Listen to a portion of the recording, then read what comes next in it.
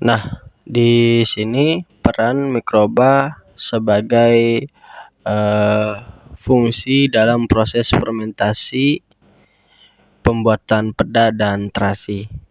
Nah, lanjut ke slide berikutnya. Nah, di sini fermentasi hasil perikanan, yakni proses penguraian senyawa kompleks, protein atau lemak dalam ikan atau udang menjadi senyawa yang lebih sederhana. Nah, oleh aktivitas mikroorganisme, terutama enzim yang dihasilkannya. Nah, tujuan dari fermentasi ini ada 3. Yang pertama yaitu pengawetan, kemudian menciptakan cita rasa, dan yang ketiga itu meningkatkan nilai gizi. Nah, pengawetan ini menghasilkan asam atau alkohol senyawa antimikroba yang tujuannya berfungsi sebagai uh, uh, pengawet agar suatu makanan bisa lebih tahan lama waktu penyimpanannya. Nah, kemudian menciptakan cita rasa, yakni fermentasi ini mampu menciptakan cita rasa, aroma dan tekstur yang khas sesuai dengan apa yang kita fermentasi. Nah, kemudian yang ketiga yakni meningkatkan nilai gizi. Nah, meningkatkan nilai gizi ini tergantung apa yang kita fermentasi. Nah, terkadang uh, sesuatu produk yang kita fermentasi yang awalnya nilai gizinya sekian, nah dengan difermentasi diharapkan bisa menambah nilai gizi produk tersebut. Nah, kemudian melibatkan mikroba alami dari ikan maupun lingkungan itu sendiri. Nah, dari lingkungan ini maksudnya adalah penggunaan garam yang kita pakai untuk bahan utama sebagai uh, bahan fermentasi tadi, atau starter yang ingin ditambahkan. Nah, lanjut ke slide berikutnya, yakni fermentasi peda. Nah, fermentasi peda ini adalah produk ikan fermentasi yang biasanya bahan yang digunakan adalah ikan kembung, yakni ikan kembung yang telah dibersihkan, kemudian ditambahkan garam. Nah, penambahan garam ini tergantung sesuai kebutuhan kita. Nah, apakah itu garam basah atau garam kering. Kemudian ikan kembung yang sudah digaram ini, sudah diberi garam, itu difermentasi dalam beberapa waktu. Nah, tergantung yang kita inginkan, misalnya 1 minggu, 2 minggu, atau bahkan 3 minggu. Nah, kemudian proses ini melibatkan 2 tahap utama. Yang pertama yaitu penggaraman. Nah, dalam penggaraman ini melibatkan osmosis, kemudian dehidrasi parsial. Nah, yang kedua yaitu fermentasi. Nah, proses fermentasi ini adalah proses pematangan atau ripeningnya. Jadi setelah difermentasi, produk biasanya akan langsung jadi produk matang. Nah, atau bisa kita olah lebih lanjut. Nah, lanjut slide berikutnya. Di sini fermentasi peda. Nah, bahan baku dan lingkungan. Nah, bahan baku utama biasanya yaitu adalah ikan kembung atau Rastreliger sp. Nah, kemudian bahan berikutnya yakni garam. Nah, bahan baku utama dalam pembuatan fermentasi yang tidak boleh kita skip adalah garam, terutama dalam pembuatan peda. Nah, kemudian lingkungan fermentasi. Nah, lingkungan fermentasi ini ada 3, yakni kadar garam tinggi, kemudian awalnya aerobik, dan yang ketiga ini suhu. Nah, kadar garam yang tinggi ini adalah lingkungan yang selektif. Nah, maksudnya lingkungan yang selektif adalah garam ini yang akan membantu proses fermentasi itu berjalan. Nah, yang mana kemudian awalnya aerobik ini menjadi anaerobik, terutama di bagian dalam tumpukan ikan atau wadahnya. Nah, kemudian suhu lingkungan atau tropis. Nah, suhu lingkungan ini berperan penting untuk menjaga kualitas dari produk atau bahan yang akan kita fermentasi. Kemudian fermentasi peda, yakni peran garam. Nah, jadi peran garam di sini yakni seleksi mikroba, yang mana hanya mikroba halofolik atau mikroba yang suka dan bisa hidup terhadap kadar garam yang tinggi. Kemudian penghambat pembusuk, yakni mencegah pertumbuhan bakteri pembusuk misalnya seperti Pseudomonas, kemudian Acinetobacter yang mana tidak tahan garam tinggi. Kemudian penarikan air. Nah, fungsi garam ini adalah untuk menarik menarik air yang terdapat pada bahan yang ingin kita fermentasi. Nah, biasanya produk hasil fermentasi ini dagingnya akan lebih kering atau bisa kita bilang kadar airnya sudah berkurang. Yang mana penarikan air ini bisa menghambat pertumbuhan mikroba yang tidak diinginkan. Nah, kemudian aktivitas enzim. Nah, aktivitas enzim ini membantu mengaktifasi enzim proteolitik alami dari ikan atau autolisis. Bisa kita sebut aktivitas enzim ini adalah autolisis. Nah, kemudian yang keenam, mikroba dominan dalam fermentasi peda. Nah, mikroba dominan dalam fermentasi peda ini terjadi suksesi mikroba atau perubahan komunitas seiring waktu. Nah, biasanya suksesi mikroba ini terjadi di tahap-tahap tertentu. Misalnya di hari pertama apa yang terjadi? Nah, misalnya di hari pertama itu proses mulai pembusukan. Nah, di pembusukan ini biasanya kadar air akan terus berkurang. Nah, kemudian dominan. Nah, bakteri dominan yakni bakteri asam laknat atau biasa kita sebut dengan BAL, yakni BAL halofolik atau halotoleran. Nah, contohnya yakni Tetragenococcus, kemudian Pediococcus, kemudian Weisela, sama Lactobacillus. Nah, beberapa spesies halotoleran. Nah, jadi spesies-spesies bakteri ini adalah bakteri yang tahan terhadap kadar garam yang tinggi. Nah, kemudian tahap awal atau permukaan. Nah, bakteri garam positif kokus atau Staphylococcus, yakni kemudian Micrococcus dan halofilik, dan beberapa khamir halofilik. Nah, lanjut kita ke slide berikutnya. Kemudian fermentasi peda, yakni proses biokimia. Jadi pada fermentasi peda ini terjadi proses biokimia yang pertama yakni autolisis atau enzim ikan. Nah, autolisis ini adalah enzim proteolitik seperti tripsin, kemudian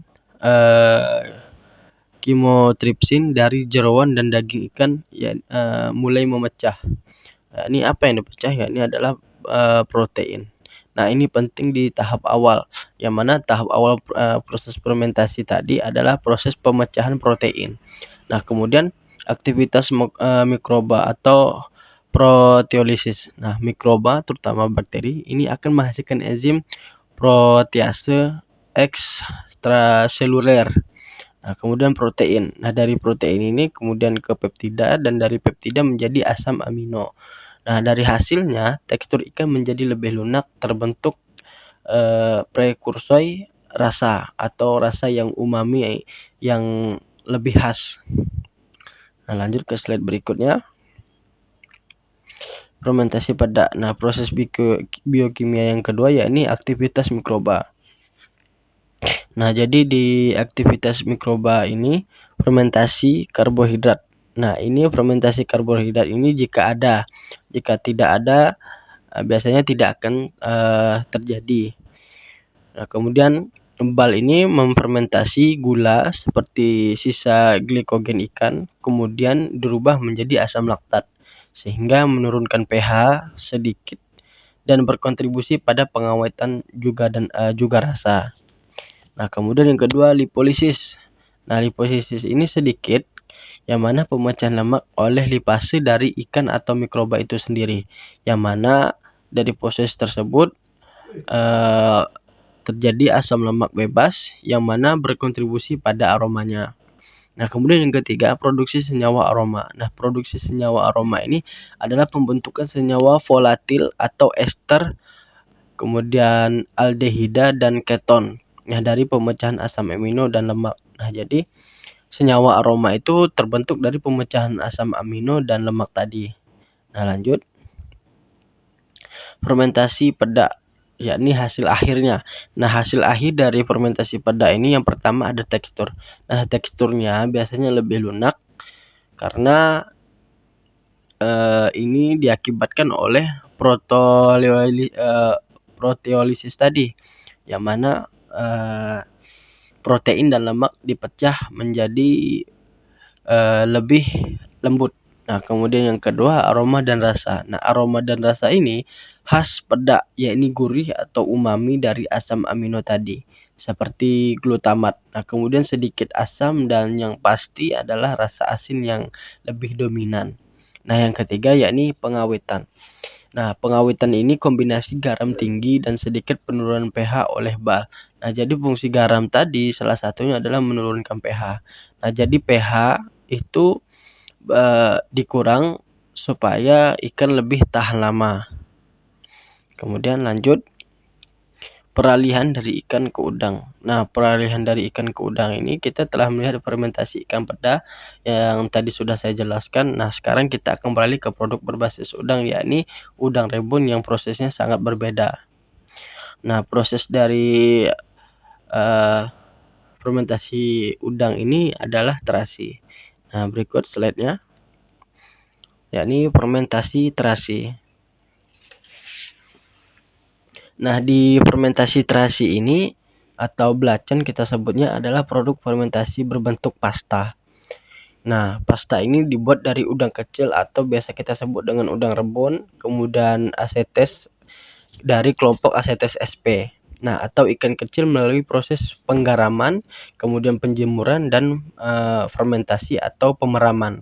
Jadi proses pemeraman ini adalah proses penyimpanan beberapa waktu. Nah, kemudian untuk warnanya ini sangat bervariasi, mulai dari merah muda, kemudian coklat sampai ungu. Nah, tergantung bahan baku dan prosesnya. Jadi bahan baku dan proses pembuatan fermentasi terasi ini akan berpengaruh terhadap warnanya. Misalnya terhadap udang, warnanya misalnya coklat. Nah, sedangkan pada bahan-bahan lain warnanya merah muda. Nah, seperti itu. Nah, lanjut. Kemudian bahan baku dan prosesnya. Nah, bahan baku proses pembuatan terasi ini, bahan baku utamanya adalah rebon atau asetes sp. Rebon ini biasanya udang atau ikan-ikan kecil. Nah, biasanya campuran. Kemudian garam atau NaCl. Nah, sesuai dengan judul atau topik utama hari ini adalah fermentasi. Nah, fermentasi ini tidak akan jauh dari yang namanya garam atau NaCl, karena ini adalah proses penggaraman, atau fermentasi ini bisa kita bilang adalah proses penggaraman. Kemudian proses umumnya itu terbagi menjadi 4. Nah, yang pertama yaitu pencampuran rebun dan garam. Nah, jadi di proses pertama ini adalah pencampuran udang rebun dicampur dengan garam. Nah, kemudian setelah dicampur dengan garam, proses keduanya adalah penjemuran, yakni dehidrasi parsial atau mengurangi AW. Nah, AW ini adalah air, kadar airnya. Nah, yang ketiga yaitu penumbukan atau penggilingan. Nah, setelah pencampuran rebon dengan garam, kemudian dijemur, setelah kering, itu ditumbuk atau digiling. Nah, yang keempat ini pemeraman. Pemeraman atau proses akhirnya yakni fermentasi. Nah, setelah penumbukan atau penggilingan tadi, itu bahan mentahnya difermentasi atau kita bilang dengan pemeraman. Nah, seringkali pemeraman ini adalah anaerobik, kemudian dibungkus atau dipadatkan. Nah, bisa berulang, kemudian dijemur lagi, ditumbuk dan diperam lagi. Nah, seterusnya akan seperti itu prosesnya. Nah, lanjut. Fermentasi terasi yakni lingkungan fermentasi. Nah, lingkungan fermentasi pada pembuatan terasi ini adalah kadar garam yang tinggi.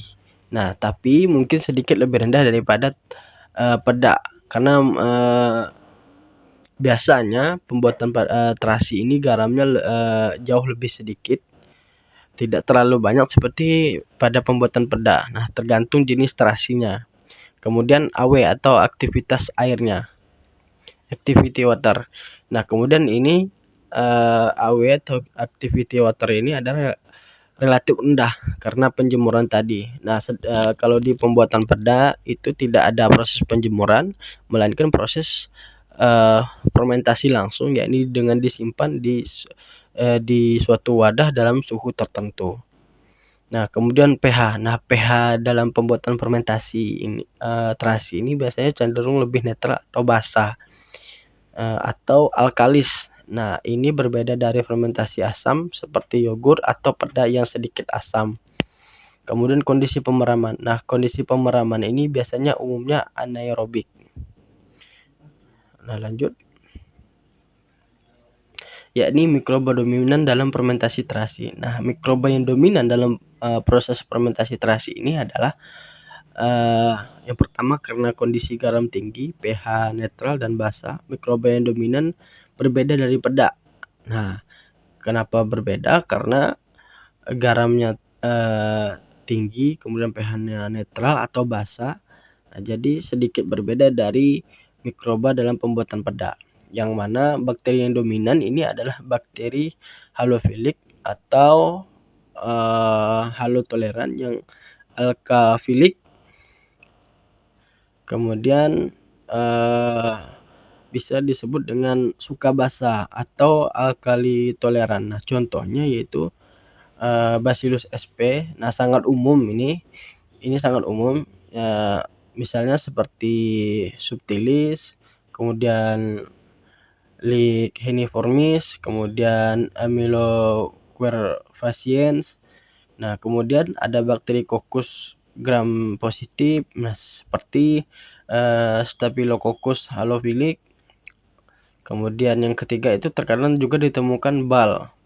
Nah, misalnya Tetragenococcus, tapi perannya mungkin tidak sedominan pada peda.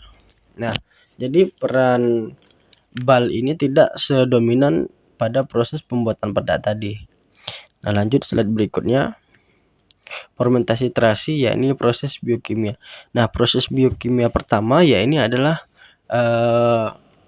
proteolisis kuat, yang mana adalah kunci fermentasi terasi. Kemudian enzim protease atau terutama dari bakteri Bacillus sp. Nah, sangat aktif pada pH netral atau basa. Kemudian protein. Nah, proteinnya ini protein dari rebon, kemudian berubah menjadi peptida, dan dari peptida menjadi asam amino atau sangat banyak.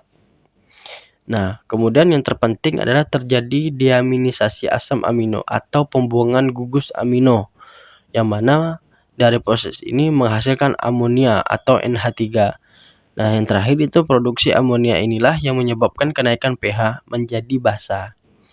Nah, lanjut di biokimia 2, yakni produksi senyawa aroma atau rasa.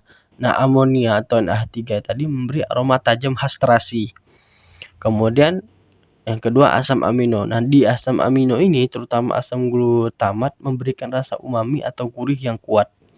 Nah, yang ketiga, senyawa volatil lain hasil dari pemecahan asam amino dan lemak, yakni lipase dari mikroba. Nah, dari lipase mikroba ini kemudian menjadi senyawa sulfur atau ester dan lain-lain. Nah, berkontribusi pada kompleksitas aroma. Kemudian pigmen. Nah, pigmen atau warna tadi reaksi Maillard saat penjemuran atau pemasakan. Nah, biasanya proses warna ini terjadi saat penjemuran atau pemasakan. Dan pigmen antaksantin dari udang berkontribusi pada warna. Nah, lanjut.